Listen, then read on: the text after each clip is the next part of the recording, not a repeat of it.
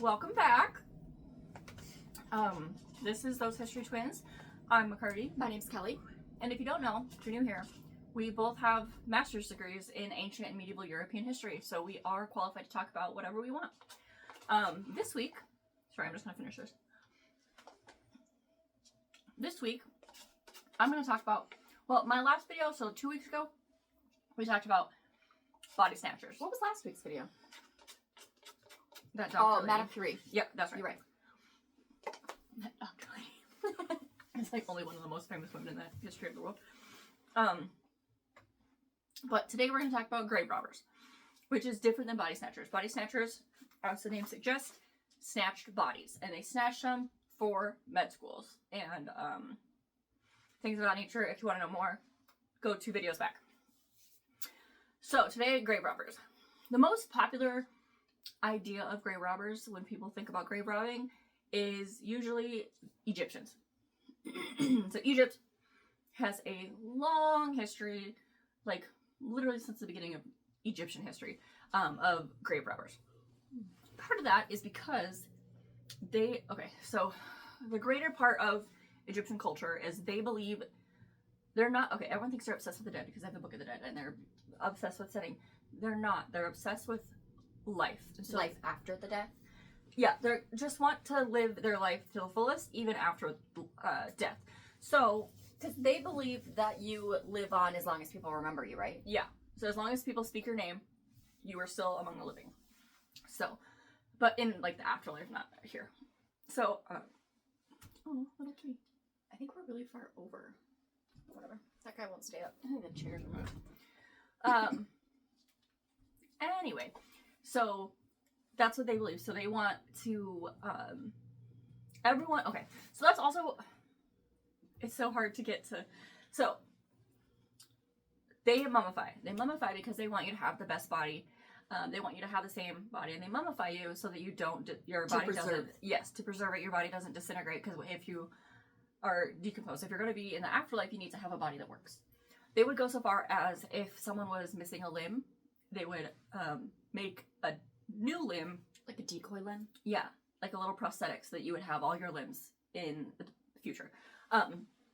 And so they had, part of the mummifying process was you had 70 days from the day of death until you had to be fully mummified. Why 70 days? I don't know. It didn't really say. Was that like a religion thing, or that was just like in the desert, that's how long you last before you're... See, I don't know. It didn't really talk too much about why it was, but that was like the process. It probably also just helps, like, it could be symbolic, but it could also just be how bodies mummify. It could just take that long. Mm-hmm. So as most people know, they would mummify them, pull their brains out, pull their organs out, keep the heart inside, because the heart was where the soul was, and that needed to be where the soul would go back into you once you were in the afterlife. So they put them all in the canoptic jars, which I'm sure you guys have seen them somewhere. I'll put a picture. Yeah.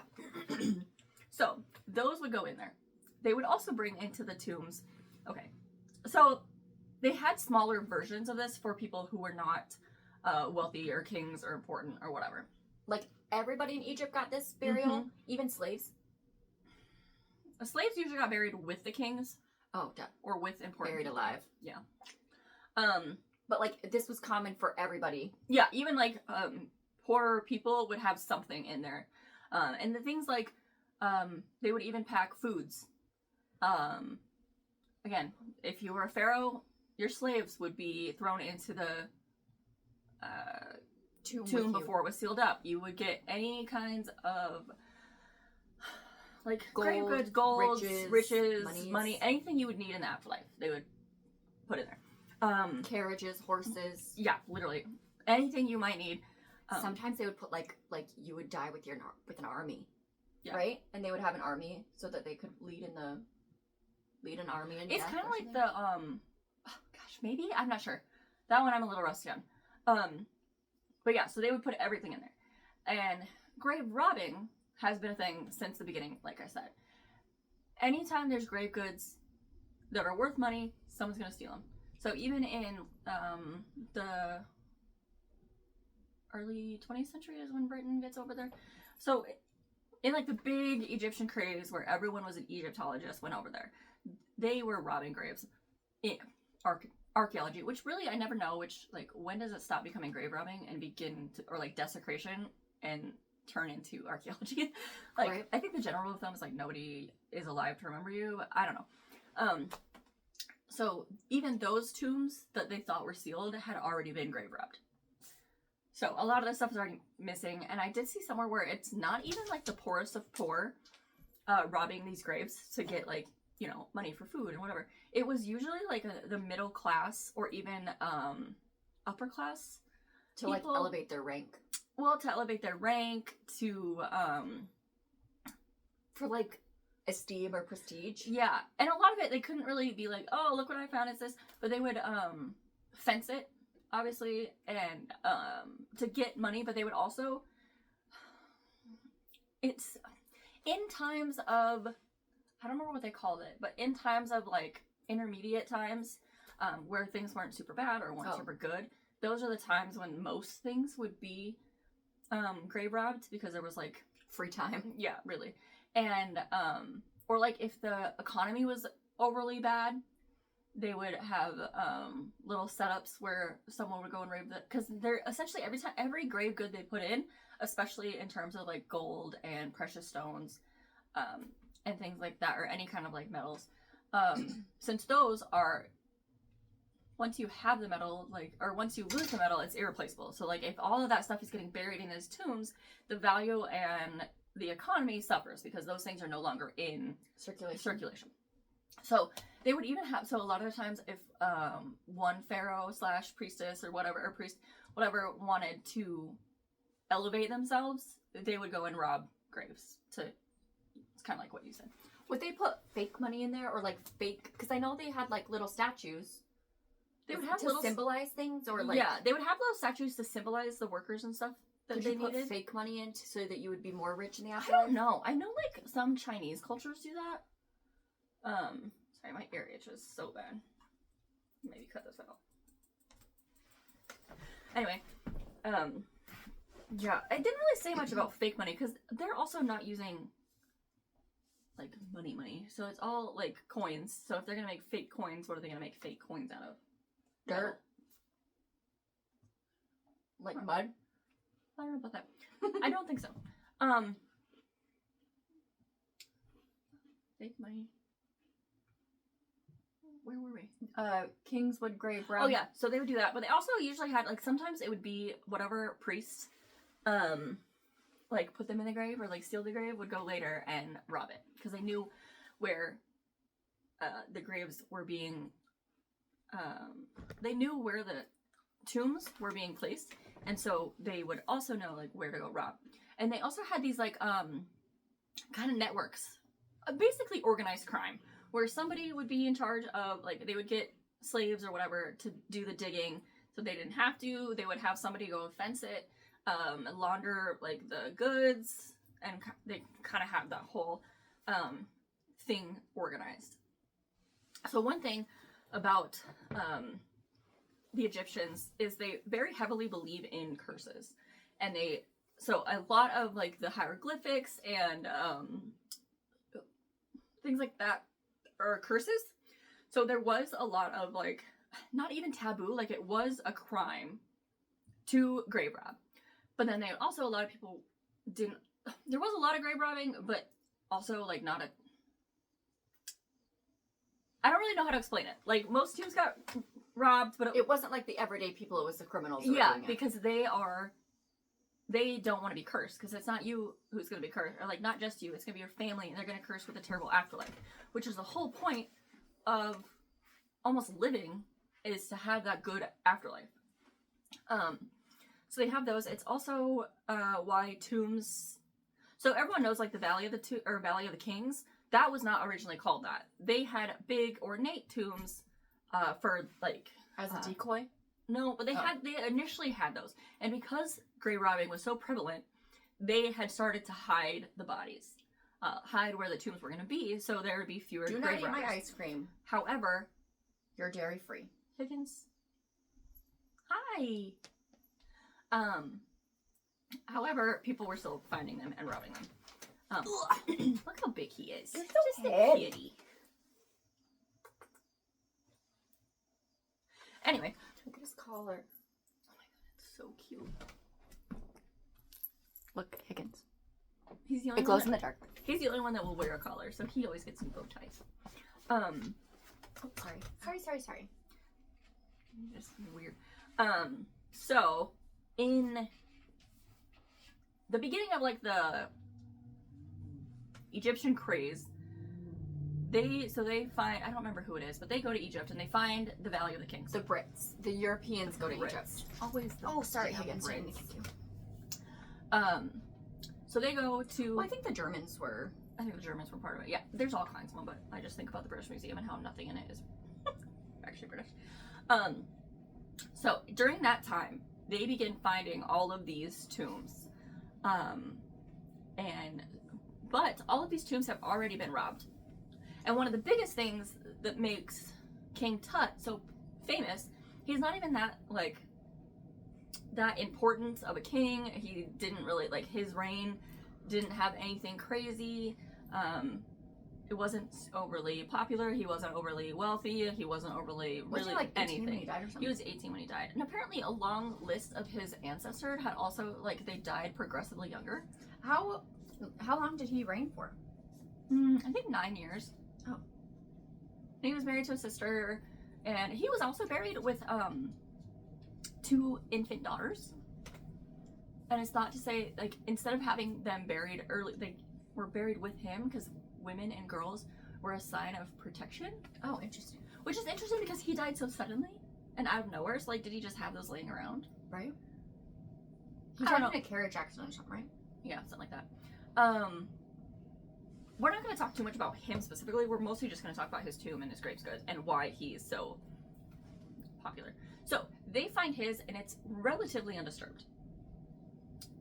So they find a ton of gravegoods. He's one of the biggest, Most intact graves. Yeah, tombs. And he, that's why he's so popular, and that's why everyone knows him, is because of that reason, and it's not because he did anything overly, whatever. But this is just more about the tomb itself, and not really him specifically, but there is evidence that the tomb was not made for him. And a lot of that stems from, it's very crudely done. The painting is not super It was brushed. Yeah, it's not super precise. There's mold all over it, all over the tomb, and they think it's potentially because the paint was still wet, and so there was all that humidity which allowed the mold to grow in there. So there's those 2 reasons. There's also apparently in the tombs are made to be. Do they make them prior to the death?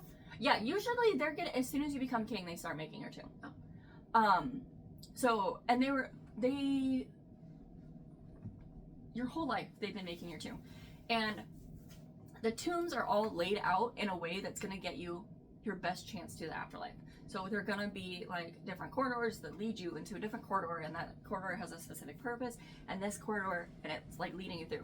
So in Egyptian culture, left was more manly or something, a sign of whatever weird nonsense things, and the right was more feminine.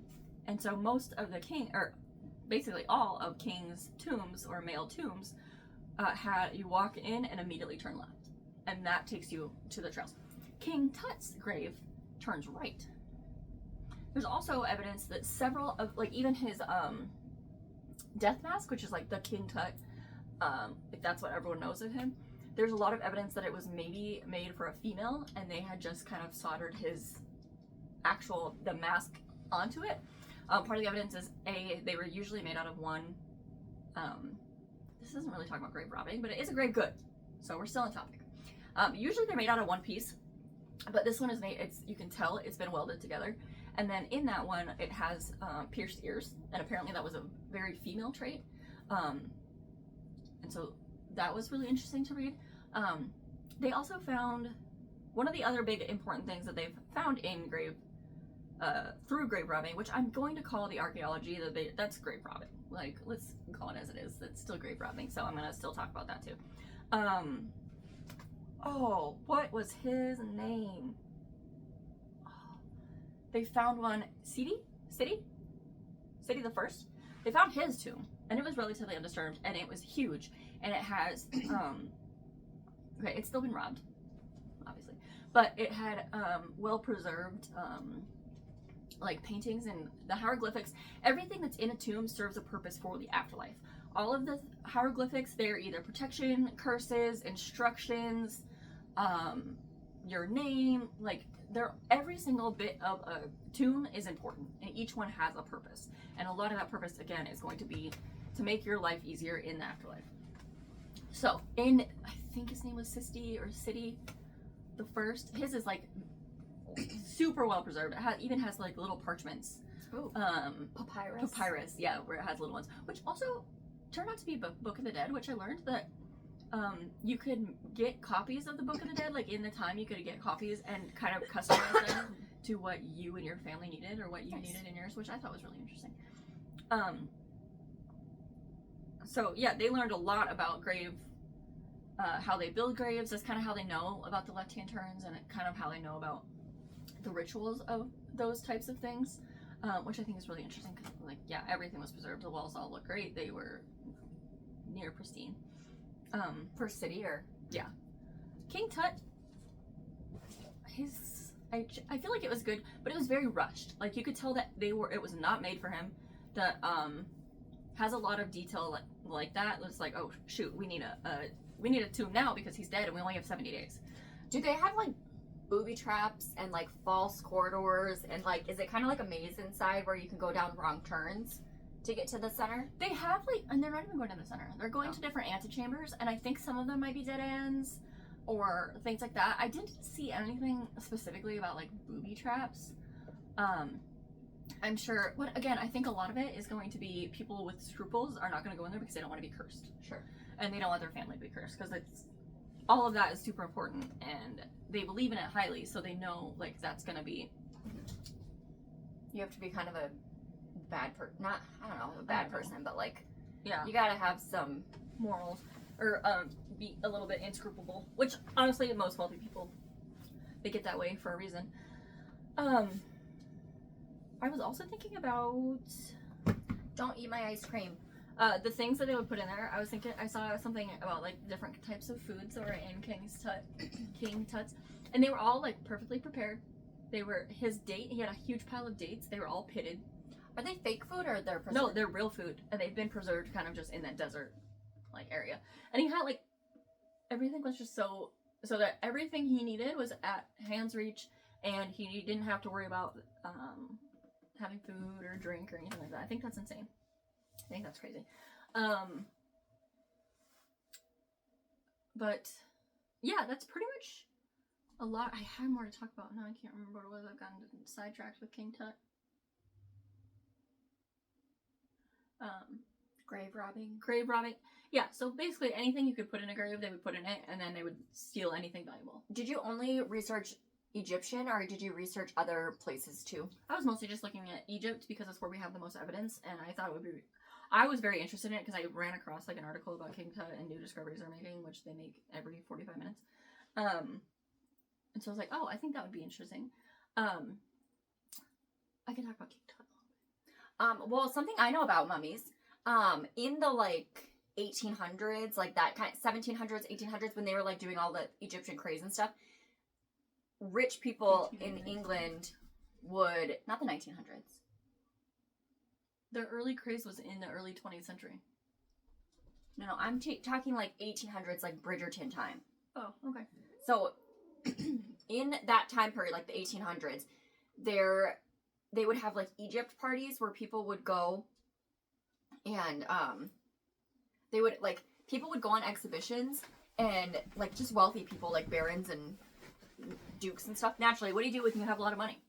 You go on an exhibition, and they would bring back artifacts and stuff, and then they would have like parties where they were all dressed up in Egyptian stuff, and then as a parlor trick, or like as like the main event of the party, they would eat mummies. They would eat mummified remains. Ew. Because they thought like we don't have that many mummies left from that period, because or like from ancient times, because they were eating them. They were making medicine out of them, like medicine. People would like like drink teas out of like they would put the mummies like wrappings in tea and stuff. That's they were like disgusting. They were eating mummies and using it for medications. I don't Which is like disgusting. that. That's so gross. It's cannibalism. It's a dead body. I'm like How do they 99% justify sure that? this is correct, but I'm gonna look it up because I'm like pretty sure this is real, but I think that's why we don't have as many mummies as you would think that we would have. Well, plus also... Oh my god, the first thing that I put when did people... First thing I have is eat mummies. You're not gonna be able to see that, but... It's because we were talking about it. Google knows. Oh, probably. Get out of here. I don't want to read your... No, I don't want to... I don't want to sign up for National Geographic. I just want to read it. What did the AI say? I don't listen to AI. You get a good summary. Let's see.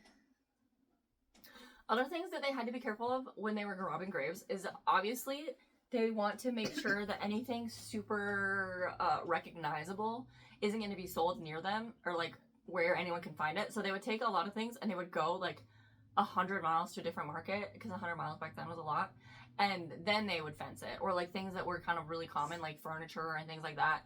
And then any kind of metal they had to be melted down and changed. So they're part of like the chain of people that were part of this like criminal organization. Enterprise. Yeah, were like blacksmiths, goldsmiths, different things like that, so they could make all the metals. So this is from an article on the Smithsonian Magazine, and it's from a book. The book is called Mummies, Cannibals, and Vampires, The History of Corpse Medicine from the Renaissance to the Victorians. I will be trying to find that book. I was going to say, I will be looking for that book. It says that for several hundred years, peaking in the 16th and 17th centuries, many Europeans, including royalty priests, scientists, routinely ingested remedies containing human bones, blood, and fat as medicine for everything from headaches to epilepsy. So not necessarily just mummies. Not necessarily just mummies, but then it says mummies were stolen from Egyptian tombs and skulls were taken from Irish burial grounds. Grave diggers robbed and sold body parts. So at first it was, because in the book it says the question was not should you eat human flesh, but what sort of human flesh you should eat. And he says the answer at the time, or at first, was Egyptian mummy, which was crumbled into tinctures to staunch internal bleeding, but other parts of the body soon followed. Skull was a common ingredient taken in a powdered form to cure head ailments. Thomas Willis, the 17th century pioneer of brain science, brewed a drink for apoplexy or bleeding that mingled powdered human skull with chocolate. And King Charles II of England sipped the king's drops, his personal tincture containing human skull, in alcohol. What are we so doing? they'd be eating people in That's this time period. nonsense. Yeah, they would eat mummies for... I will be finding that book. They ate mummies for medical purposes. That's crazy. What a wild time. What a wild time. What a wild world. I don't even know what to... I could not imagine the smell. Maybe it's not bad. Maybe the smell isn't as bad as I would think. I feel like mummies wouldn't be super smelly. Because they probably smell like resin. Frankincense and myrrh. Yeah, they would wrap them in... like pine. Yeah, in different resins. They probably don't have pine in Egypt. I guess I don't know. Cedar? Do they have cedar? I don't know what they have. But yeah, they would mix it with resins to kind of harden it and keep it, because they wanted it to keep as... They wanted it to be as you looked. So even when they were doing, like, and they didn't expect us to go and find them. Yeah, no, they were... 5,000 years later. Yeah. Or even however many years later. But yeah, that's essentially kind of it. A couple of fun things that they found in Tutankhamun's grave were, again, those daughters. They've also done a lot of... well, they found all kinds of cool, like, grave goods. They're, have also found, obviously, Dennis, are you gonna throw up? Go do it outside. She can't go outside. They found they've really looked at his body and done it because they're like, well, how did he die? And he has all these things. So they have spent decades. He had like a club foot, right? He was really, he had a lot of congenital deformities. He comes from a long line of Brother and sister marriages, which was very common in Egypt. Like specifically in Egypt, but also like other places in the world. But they wanted Cleopatra married 2 brothers. Yes. There's no evidence that she had children with them. No, but she married them when they were children. Yeah. And some of it, like, I think Cleopatra was more symbolic. I think so, too. But, like, early on, they wanted to keep it in the family, like, quite literally, so, a lot of royal people in general all over the world are... And that's why the Habsburgs. Inbred. Anyway, yeah, so they found different things on his, skeleton, so some of them are, Did he have an illness or a carriage accident or... Something like that. I think it was kind of a mixture of both. Like, some kind of injury, but also... I think because like he potentially had like a weakened. Sickly. Yeah, he's always was sickly. Again, the club foot. He had several genetic deformities. One of the things that him and his brother and his father had were very wide set hips. Ooh, like birthing hips. Yes, but they had something called gynomastia, which is when males. They have boobs. Not always boobs, but they had female features. Which I thought was just like an interesting thing to note. And they were looking at all kinds of different evidence for this, like different statues and things like that. You also find in some graves where they will, you see this on statues too, where they'll like cross out the name of whoever's in there and then put somebody else's name over it. You see that in a lot of statues. They also, I don't remember what her name was, but there was this queen who, they tried to erase her, because if nobody knew about you, if you weren't written in the history books and all of this stuff, then you would not be in the afterlife. You wouldn't be in the afterlife, but also if nobody writes about you, you're not going to be historically relevant. Well, yeah, but they used to like, there was this one queen in Egypt, and I can't remember who she was, but they completely erased her. Like, they erased evidence of her and like took her name off of all of the statues and stuff, and then randomly somebody found her or like rediscovered her. Can you imagine? I saw a post online one time talking about her, and they're like, she's not in the afterlife for 1,000 years, and then randomly she pops up because someone remembered her. Can you imagine? That'd be so funny. But yeah, like I said, they have he's got his 2 daughters in there. Oh, and the reason they know for sure, so all of the tombs, you know, they have that immediate left-hand turn. And they knew this symbolized things, but the reason they know, like, that they suspect that women had tombs, but they weren't super elaborate. Except for Queen, Hatshepsut? Something. Whatever. Kelly will put it up there. She has an elaborate, and they have found her tomb, and she has a right turn. So that's kind of what they're, why they were thinking that, and that's also why his is not quite as elaborate as some other ones. Again, it's rushed, it's not as big as some other ones, all those things, and they're thinking, like, there's some evidence that it was not meant for him, it was meant for a woman. Interesting. Mm-hmm. But yeah, pretty much it. It was very interesting learning about it.